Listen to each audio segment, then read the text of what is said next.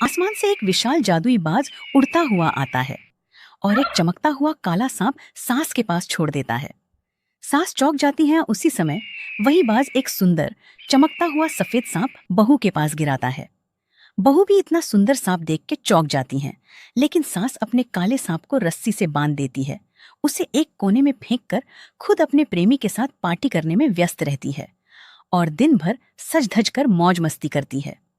दूसरी ओर बहू अपने सफेद सांप को बहुत प्यार से पालती है, उसे समय पर खिलाती है और उसकी दिन रात देखभाल करती है।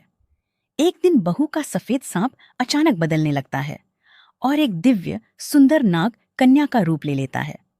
नाग कन्या बहू की निस्वार्थ सेवा से इतनी खुश होती है कि उसे अपने साथ जादुई नागलोक ले जाती है, जहां चारों तरफ सोने के महल और हीरो का असीमित खजाना था।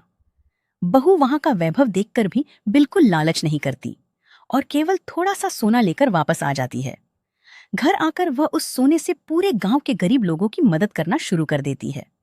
यह सब देखकर सास के मन में लालच भर जाता है। कुछ दिन बाद सास का काला सांप भी एक मायावी नाग कन्या बन जाता है। सास तुरंत उसे हुक्म देती है कि वह उसे भी उसी जादुई नागलोक में ले चले।